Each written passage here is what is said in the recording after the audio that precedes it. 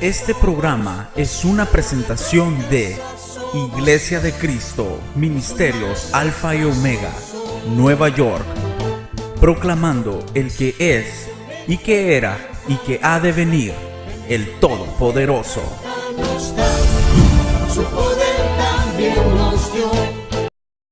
Vamos a continuar en el Evangelio de Juan, pero de ninguna manera quisiera que nosotros pudiéramos ver esto como una costumbre o una secuencia sin la importancia y la emoción que esto debe de causar en nuestros corazones. El Evangelio desde Génesis hasta Apocalipsis tiene un objetivo, y el objetivo es la persona de Jesús, como Dios, como Señor y como todos los demás aspectos que se manifiestan en la palabra. Es tan amplio el concepto de lo que es la persona de Jesús, y si en algún día usted y yo podemos llegar a conocer, por decir algo, a plenitud la persona de Jesús, que eso es imposible, pero voy a usar ese término. Seremos los hombres y mujeres más dichosos porque llegamos a alcanzar lo que el apóstol Pablo dijo, que dejaba todo a un lado con tal de llegar a conocer al Señor. Está hablando un hombre que tuvo experiencias maravillosas, que dejó su vida por el Evangelio, que llenó el mundo de esa época del Evangelio de Jesús.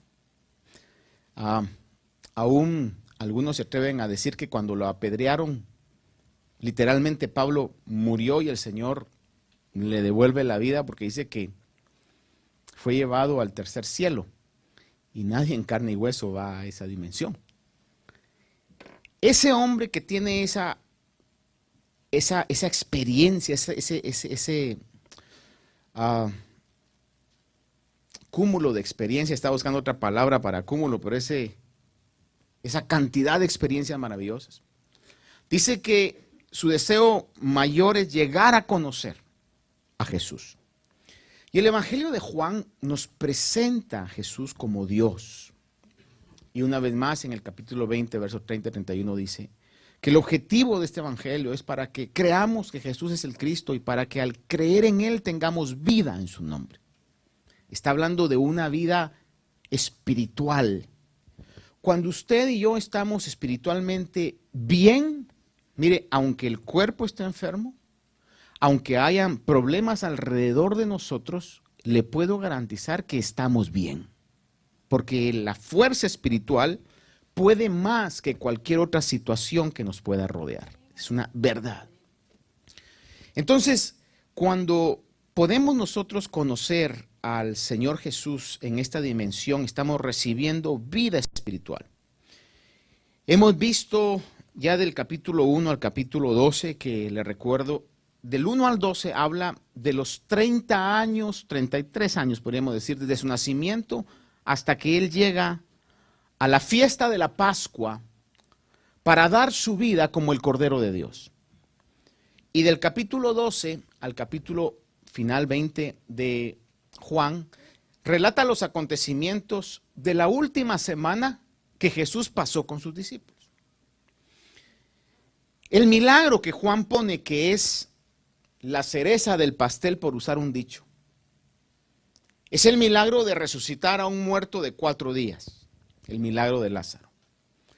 Que Lázaro se había convertido ya en una pieza fundamental, porque la gente, después de que Lázaro resucita, ya no solamente llegaba a ver a Jesús, sino que llegaban para ver a Lázaro. Vemos al final, o en uno de los acontecimientos finales, antes de que Él entrara en esa entrada triunfal de Jerusalén, que tiene una cena donde está María, Marta, Lázaro en la casa de un llamado Simón, llamado leproso, que sería Simón el ex leproso. Y ahí María le unge los pies al Señor, los seca con su cabello, un perfume que era costoso, sumamente costoso, el salario de un año. Usted sabe el comentario de Judas, y en los otros evangelios podemos ver que los demás discípulos también se unieron a eso, diciendo, esto mejor se hubiera vendido y repartido a los pobres. Pero dice que no lo decía porque él pensara en los pobres, sino porque quería sacar más de los fondos que manejaba en el ministerio del Señor Jesús. En fin, se dan todos esos acontecimientos y entra el Señor en Jerusalén, en lo que se conoce como esa entrada triunfal, montado en un burrito, ni siquiera en la madre, sino que en el hijo, que sin duda alguna los que estudian el comportamiento animal dicen que quizás llevaban a la madre adelante y el burrito seguía, y él iba sentado en el burrito. Una entrada que de pompa, de majestad, de imponencia, no tenía nada. Es más, si usted pudiera ponerse a ver hasta el caminado de los burritos, ¿cuántos han visto cómo caminan los burritos? Especialmente cuando llevan a alguien sentado. No es un caminado elegante, no es un caminado pues de esa majestad. Si él hubiera querido entrar a Jerusalén para conquistar el reino terrenal, hubiera entrado en un caballo blanco, como lo va a hacer en el capítulo 19 de Apocalipsis. Y no va a entrar en Jerusalén, sino que va a entrar en el mundo, desde donde está el cielo. Va a entrar en el mundo montado en un caballo blanco, donde toda rodilla va a doblarse y toda lengua va a confesar que Él es el Señor. Pero imagínense la escena, entra en un burrito. Así es.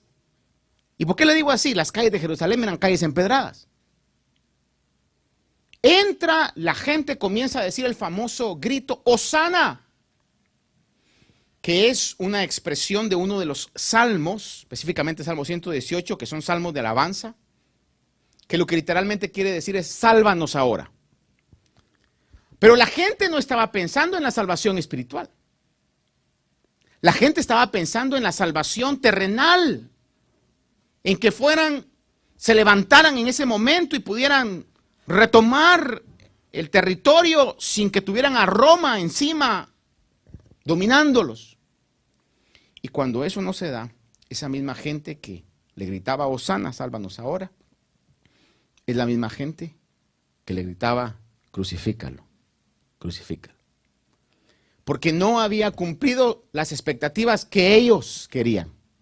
Pero es que eso era profético. Tenía que entrar primeramente dando una etapa de salvación para que todo aquel que creyera en Él, por los milagros exclusivos, reales, que no se podían poner en duda. Por eso el último que puso un muerto de 4 días, que sale del sepulcro por sus propias fuerzas, era innegable. Por eso la gente llegaba a ver al tal Lázaro.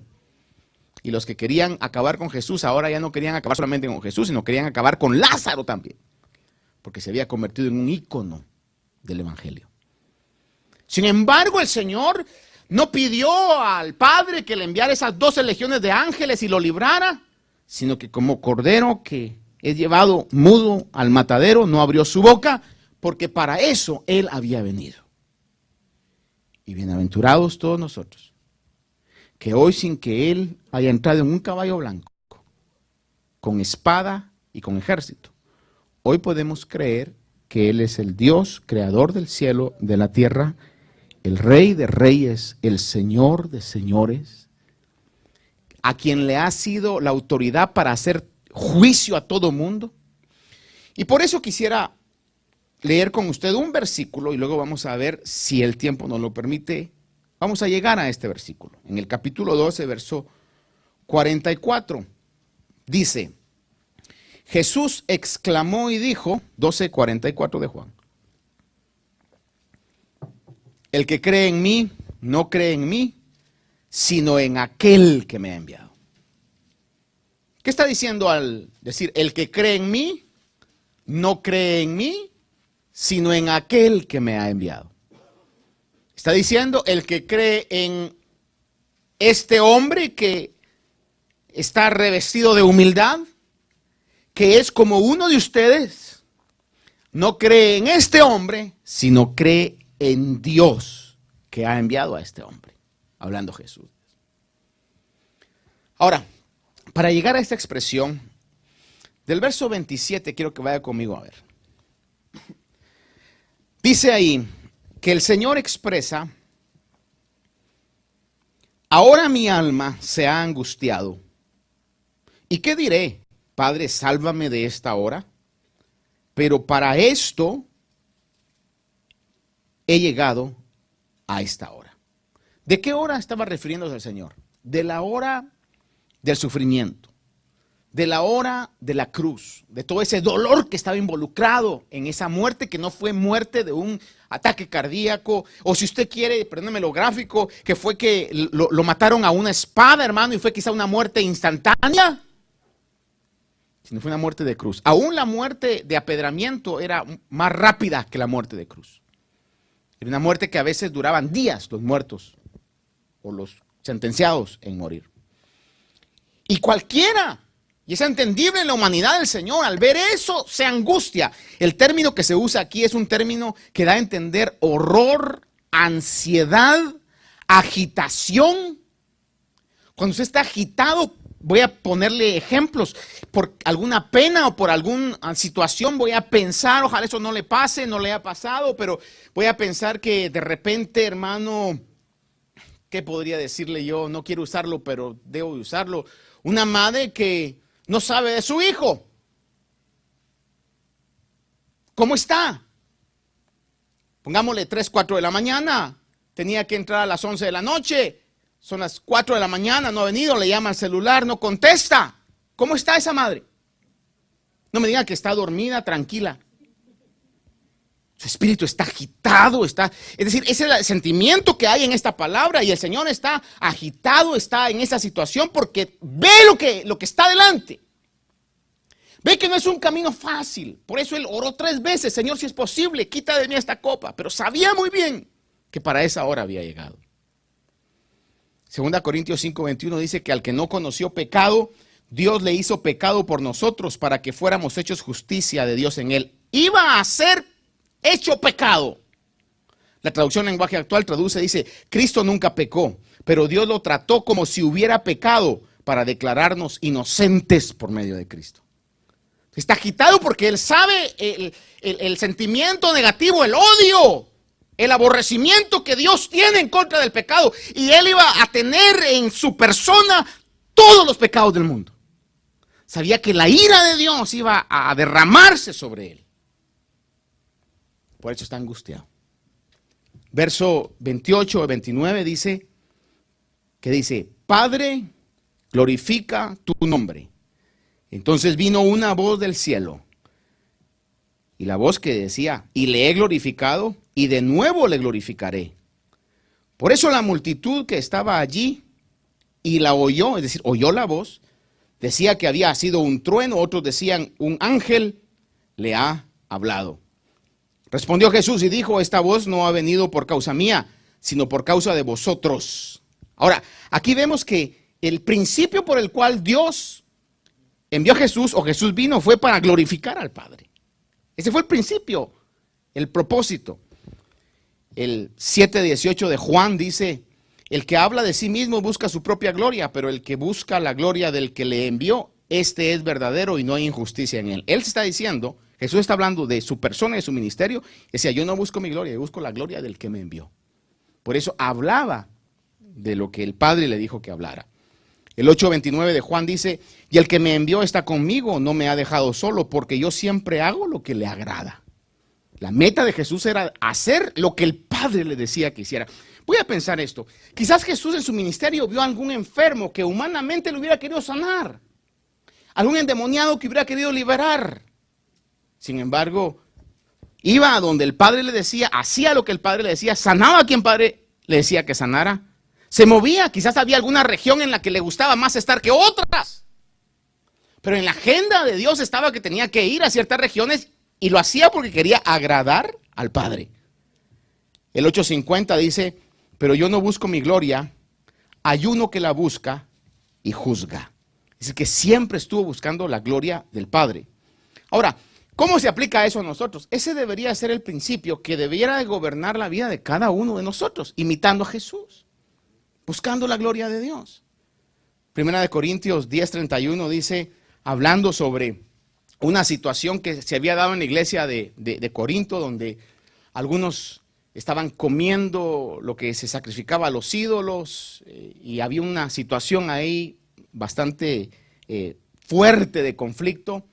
Y el apóstol Pablo en 1 Corintios 10:31 dice, entonces ya sea que comáis o que bebáis o que tengáis o que hagáis cualquier otra cosa, hacedlo todo, dice, para la gloria de Dios. Si ese principio gobierna nuestras vidas, si pudiéramos hacer de ese principio nuestra filosofía de vida, hermano, yo creo que cosas maravillosas van a suceder en nuestro camino.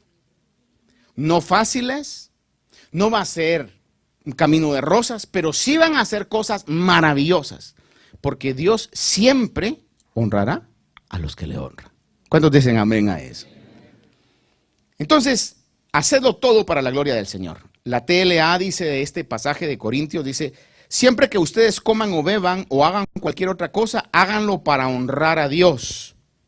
Ahora, ¿cómo es nuestro comportamiento? Sería una pregunta que es obligada a esto. ¿Lo que hacemos, lo hacemos para honrar a Dios? Por eso fíjese de que nosotros tenemos que trabajar como para Dios. Tenemos que conducirlos como para Dios. El que estudia, estudiar y hacerlo mejor como para Dios.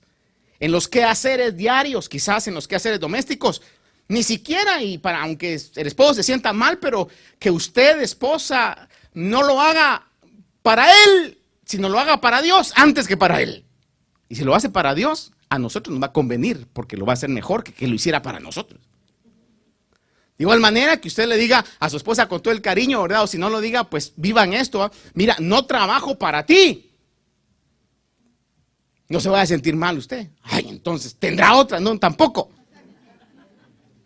Trabajo para Dios. Y si Él lo hace para Dios, tenga la seguridad que va a ser mucho mejor que a que lo hiciera para usted. Por eso el primer mandamiento es, amarás al Señor tu Dios con todo tu corazón. Por eso el Señor se atrevió a decir, lo vimos la vez pasada, todo aquel que no dejara padre, madre, hijos, hermanos, por causa de mí, dijo Jesús, en labios de Él salió, no es digno de mí. Porque si Él puede ser el centro de nuestra vida, hermano, vamos a ser mejores personas. Y las mejores personas hacen mejores familias. Y las mejores familias hacen mejores iglesias. Y las mejores iglesias hacen mejor sociedad. Si lo hacemos para Dios. Esa debe ser nuestra filosofía de vida. Dios iba a glorificar a su Hijo resucitándolo de entre los muertos. Cuando Jesús buscó la gloria del Padre, el Padre glorificó también al Hijo resucitándolo. Efesios 1, 18 al 20 lo relata y dice, el apóstol Pablo habla de esto y dice, mi oración es que los ojos de vuestro corazón sean iluminados para que sepáis cuál es la esperanza de su llamamiento, cuáles son las riquezas de la gloria de su herencia en los santos y cuál es la extraordinaria grandeza de su poder para con nosotros los que creemos, conforme a la eficacia de la fuerza de su poder, el cual obró en Cristo cuando lo resucitó de entre los muertos y le sentó a su diestra en los lugares celestiales.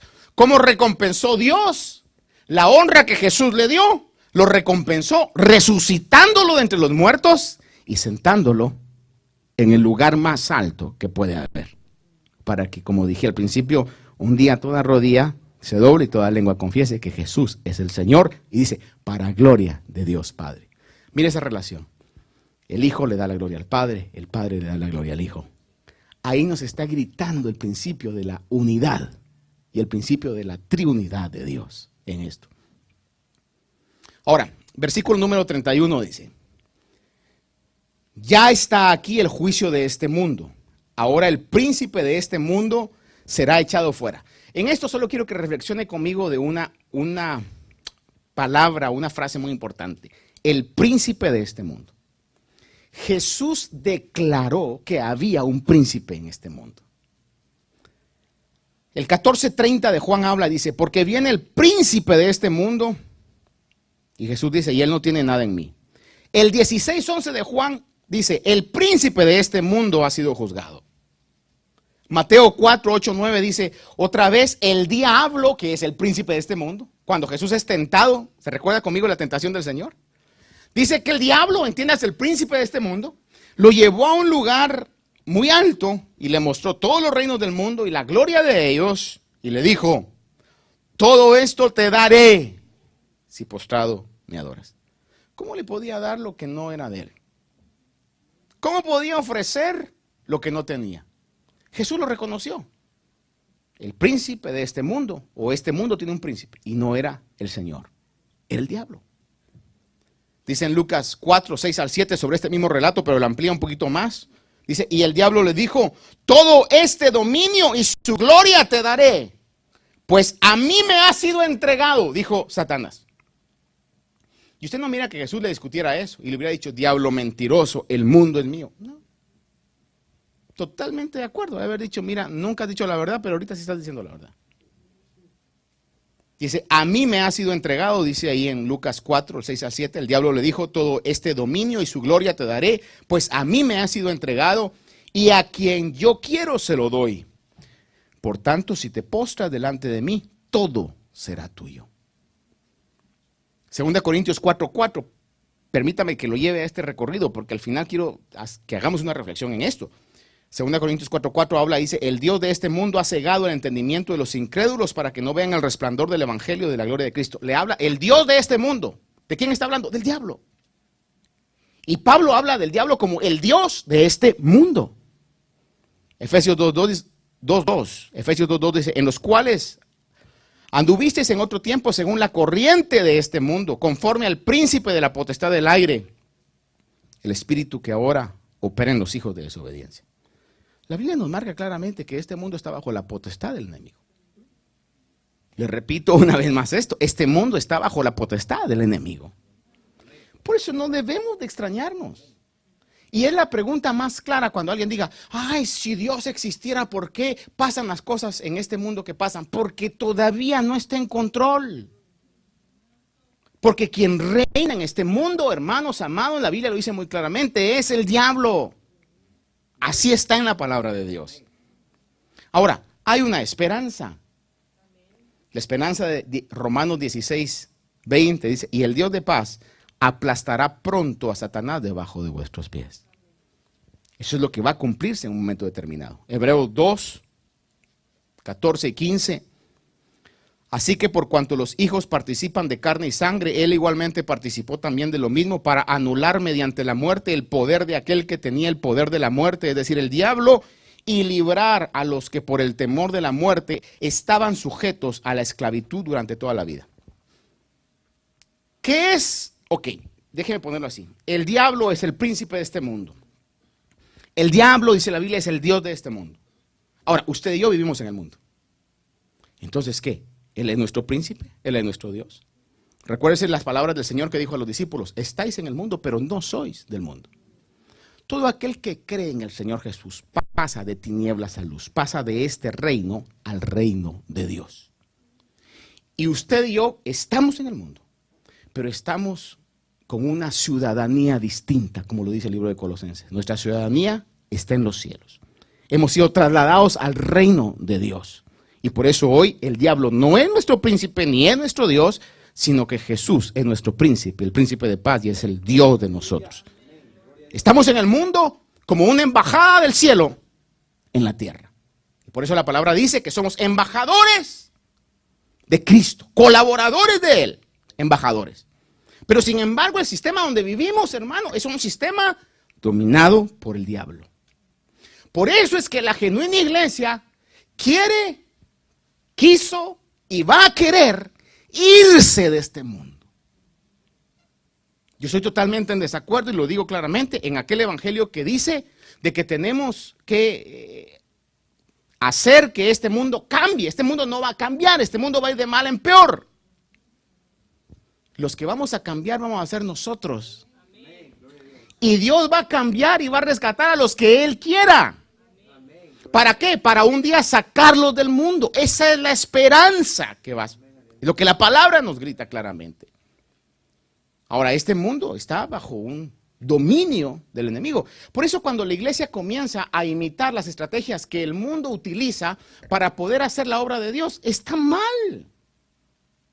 Cuando comienzan y dicen, es que las compañías grandes hacen de esto, pero es que no somos una compañía, somos un organismo vivo, espiritual, cuya cabeza es Cristo.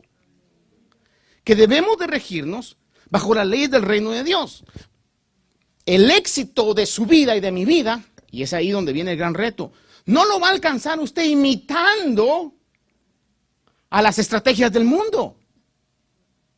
Y puede ser que alcance el éxito de ellos, pero el éxito de ellos no es el éxito que Dios ha diseñado para nosotros. Hay 3 clases de personas en el mundo: judíos, gentiles y la iglesia de Dios. Nosotros somos la iglesia de Dios. Tenemos aquí nuestro manual de conducta. Y para que alcancemos realmente lo que Dios ha preparado para nosotros, tenemos que caminar de acuerdo a ello. Estáis en el mundo, pero ¿qué dice? No sois del mundo. Versos 32 y 33 dice, y yo, dijo Jesús, si soy levantado de la tierra, atraeré a todos a mí mismo. Pero él decía esto para indicar qué clase de muerte iba a morir. Ahora, ¿a qué se estaba refiriendo si soy levantado? No estaba refiriendo a la resurrección, sino se estaba refiriendo al hecho de que iba a ser crucificado, levantado en una cruz. Lo aclara en el capítulo 3 de Juan, verso 14 y 15, habla y dice, y como Moisés levantó la serpiente en el desierto. Oiga la frase, y como Moisés levantó la serpiente en el desierto, así es necesario que sea levantado el Hijo del Hombre, para que todo aquel que en él cree tenga vida eterna. Entonces, cuando está hablando aquí en estos versículos, dice, y si yo soy levantado en la tierra, está diciendo, y si yo muero, que lo había dicho anteriormente, a menos que el grano de trigo caiga en tierra y muera, queda sin fruto, pero si cae en tierra y muere, va a llevar mucho fruto. De igual manera dice, tengo que ser levantado, porque cuando sea levantado voy a atraer a mí. Lo que dice aquí, atraeré a todos a mí mismo. Y dice el verso 33, lo aclara de una manera específica. Pero él decía esto para indicar qué clase de muerte iba a morir. ¿Está conmigo todavía en esto? Dice el verso 34, entonces la multitud le respondió, hemos oído en la ley que el Cristo permanecerá para siempre. ¿Y cómo dices tú, el Hijo del Hombre tiene que ser levantado? Dice, ¿quién es el Hijo del Hombre? Los judíos sabían muy bien lo que la ley decía. Cuando habla de la ley, no solamente está hablando de los 5 libros de la ley, sino que en algunos momentos hablaban sobre todo el Antiguo Testamento. La ley, los profetas, los salmos. En el libro de Isaías, capítulo 9, verso 7, dice, hablando acerca del Mesías, el aumento de su soberanía y de la paz no tendrán fin sobre el trono de David y sobre su reino, para afianzarlo y sostenerlo con el derecho y la justicia, desde entonces y para siempre. Es decir que los judíos entendían muy bien que el Mesías iba a tener un reino eterno. Entonces, cuando está hablando acá el Señor en el verso 34, o están ellos preguntándoles, bueno, hemos oído que el reino del Mesías iba a ser para siempre, era porque ellos sabían muy bien lo que la ley decía, que el reino mesiánico iba a ser para siempre. Salmo 89, 34 y 35, le leo y dice, una vez he jurado, dice, por mi santidad, no mentiré a David, su descendencia será para siempre, y su trono como el sol delante de mí, será establecido para siempre como la luna, fiel testigo en el cielo. Es decir, que ellos le plantean eso a Jesús porque sabían muy bien que la promesa del Mesías iba a ser un reino eterno. Por eso le están preguntando acá y le dicen, hemos oído en la ley que el Cristo o el Mesías o el ungido, porque es lo que quiere decir Cristo, dice, permanecerá para siempre. ¿Y cómo dices tú que tienes que ser levantado? Recuerde que esa expresión era, tengo que morir. O sea, aquí hay un problema, dijo la multitud. Recuerde que era una multitud que quería que hubiera una revolución política en ese momento. Y el canto de Hosana no era un canto enteramente espiritual, era sálvanos ahora, ahora es el momento, levantémonos. ¿Sí está conmigo en eso? Por eso cuando vemos eso de que Hosana y en las películas de Jesús que dicen Hosana, no crea que era un canto espiritual. Era un canto diciendo, echémosle porra para que ahorita se levante y entonces todos unidos, que en esos momentos las estadísticas dan a entender que habían alrededor de unos 2 millones de judíos, si no 2.5 millones de judíos en Jerusalén. Al ver todo eso, decían, ahorita, en este momento, nos levantamos. Sin embargo, el Señor entró, y me va a entender usted esa expresión, en un burrito, humilde, no haciendo caso a todas las voces que le estaban diciendo, levántate, levántate, levántate, sino que estaba determinado a la cruz, aunque su espíritu estaba angustiado viendo lo que estaba por delante. Por eso, hermano, mire, en la vida cristiana van a haber momentos de angustia, dolor, que son necesarios. No es que yo le esté echando una maldición desde este lugar, Dios me libre de eso. Pero todas las etapas de dolor que están en el plan de Dios traerán siempre grandes etapas extraordinarias de gloria. Pero no tenemos que desenfocarnos. ¿Se imaginan que Jesús le hubiera hecho caso a la gente? ¿Qué sería de nosotros entonces hoy? Estaríamos más perdidos, como dicen en mi pueblo, que el hijo de la llorona, ¿verdad? Déjeme llevarlo al 35 entonces, y vamos a ir al 35, lea conmigo del 35 al 43. Dice, Jesús entonces le dijo, todavía por un poco de tiempo la luz estará entre vosotros. Caminad mientras tenéis la luz, para que no os sorprendan las tinieblas. Y el que anda en la oscuridad no sabe a dónde va. Ahí está hablando de la luz espiritual. Mientras tenéis la luz, creed en la luz. Está hablando de Él como la luz del mundo. Creed en la luz para que seáis hijos de luz. Estas cosas habló Jesús y se fue y se ocultó de ellos. Como diciéndoles, hermano, creed en la luz. Todavía les estaba enviando un mensaje de arrepentimiento y de salvación.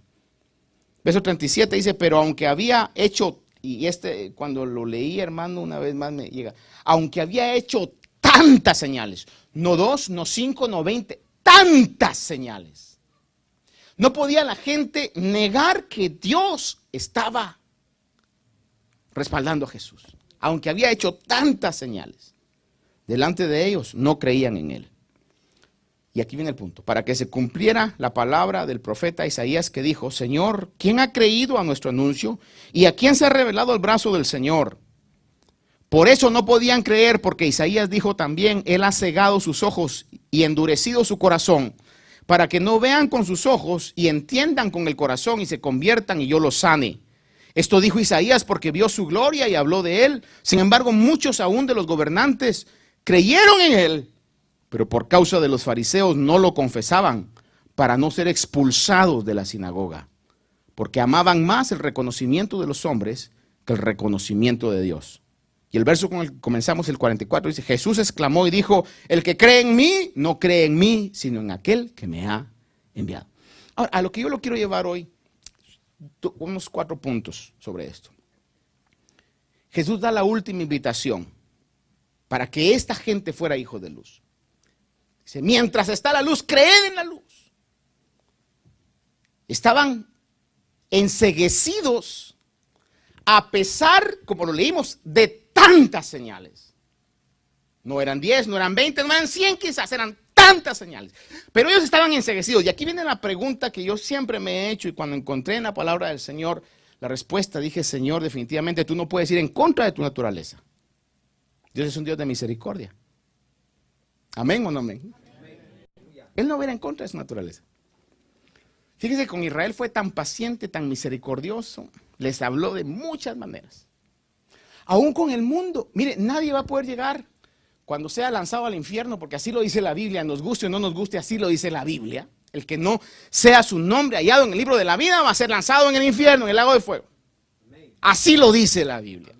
Y nadie va a poder llegar a decir, ¡qué injusto! Porque de una u otra manera Dios le va a mostrar que no fue por injusticia, porque Dios no puede ir en contra de su naturaleza. Entonces, está la gente y no puede ver, porque estaba profetizado acerca de ellos que no podían ver. Ahora, ¿por qué es que Dios permite que hayan esos niveles de enceguecimiento? La ceguera espiritual llega, óigame esto, la ceguera espiritual llega porque la gente camina en maldad y elige caminar en maldad, en iniquidad, en injusticia. Tenemos que recordar rápidamente que hay una diferencia entre pecado, transgresión e iniquidad. Pecado todos cometemos. Es más, la Biblia claramente dice que el saber hacer lo bueno y no hacerlo es pecado. Transgresión es hacer lo que no debemos, ya conscientemente. Por ejemplo, hay una línea espiritual que dice no cruces, pero usted la cruza. Usted está en transgresiones. Ahora, iniquidad es esa maldad que se ha pensado, se ha meditado y que no involucra nada más su vida, sino que involucra hacer daño a otros. Pero no es algo que usted diga, ay, no me di cuenta cómo es que le pegué. No, usted lo pensó. Dijo, voy a hacer como que estoy danzando y de repente en un remolineando voy a venir y le voy a dar. Usted lo pensó, esa es iniquidad. Iniquidad es, hermano, venir y alguien está en el trabajo dándole problema y usted mira cómo le hace daño. Usted lo piensa, lo maquina y usted lo hace y lo lleva a cabo. Ahora, en este caso, Dios es misericordioso, pero cuando seguimos en nuestras iniquidades, llega un punto en que la misericordia de Dios llega a su tope. Y entra en un enceguecimiento espiritual, que fue lo que pasó con el pueblo de Israel. Isaías 59, del 7 al 10 dice, del 7 comienza a decir ya las consecuencias, pero desde el 1 comienza a decir la conducta que tenían. Dice acerca de Israel, dice, sus pies corren al mal, mire, corren al mal, se apresuran a derramar sangre inocente. Sus pensamientos son pensamientos de iniquidad, desolación, destrucción hay en sus caminos. Camino de paz no conocen y no hay justicia en sus senderos. Han torcido, dice, a su favor las sendas, es decir, han aprovechados. Cualquiera que ande en ellas no conoce la paz. Por tanto, el derecho, dice, está lejos de nosotros. Mire las consecuencias. Por esa conducta mala, por esa conducta de iniquidad, por esa conducta de maldad. Por eso, hermano, si yo entiendo eso, voy a llegar a un punto en el saber y decir, Señor, me conviene mejor tenerte temor. Por eso la Biblia claramente dice, el principio de la sabiduría, ¿cuál es? ¿Y qué es el temor a Jehová? Respeto. Nadie me está viendo, pero tú me estás viendo, Señor. Voy a trabajar nuevo para ti. Tengo ganas de hacer esto, pero me voy a contener. ¿Por qué? Porque tengo temor a ti y a tu palabra, Señor. Entonces, el pueblo había perdido el temor de Dios. Habían caminado en sendas de iniquidad, de destrucción, de injusticia, derramaban sangre inocente. Dicen, por tanto, el derecho está lejos de nosotros y no hay, dice, no se alcanza la justicia. Esperamos luz y hay aquí tinieblas. Claridad, pero andamos en oscuridad. Vamos palpando la pared como ciegos y andamos a tientas como los que no tienen ojos. Tropezamos al mediodía como al anochecer. Entre los robustos somos como muertos. ¿Por qué habían llegado a esa ceguera espiritual? No era porque Dios era injusto, era porque habían colmado la paciencia de Dios. Por eso, hermano, es un mensaje que a veces no es muy de moda, pero temamos porque estamos delante de un Dios que es real. Romanos 10:21 dice, pero en cuanto a Israel dice, todo el día he extendido mis manos a un pueblo desobediente y rebelde. Esto lo dice Dios. Vamos a justificar entonces a Israel, vamos a ir en contra de la palabra de Dios. Dios mismo está diciendo que eran un pueblo desobediente y rebelde. Por eso los entregó a la ceguera espiritual. Juan 8:24 dice, por eso os dije que moriréis en vuestros pecados. Porque si no creéis que yo soy, moriréis en vuestros pecados. Ahora déjeme terminarle con esto. El reconocimiento de Dios lleva un precio que muchos no quieren pagar.